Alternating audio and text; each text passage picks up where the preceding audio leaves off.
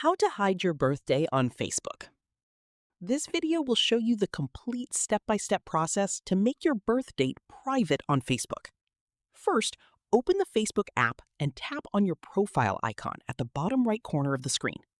Now, tap on the three-line menu at the top left and go to Settings and Privacy. After that, tap on Settings.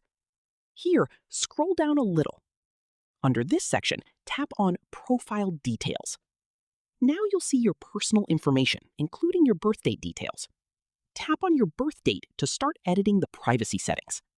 For the month and day option, tap on the privacy setting beside it and select Only Me. This will hide your birthday notification and birth date from other Facebook users. Then tap on Done. After that, go to the birth year section and again change the privacy option to Only Me. Tap on Done once more. Now, simply tap on Save to apply all the changes to your Facebook profile. And that's it. Your birth date is now completely hidden on Facebook, and nobody else will be able to see it from your profile. If this tutorial helped you, make sure to subscribe for more Facebook privacy settings, Facebook tips, and social media tutorials.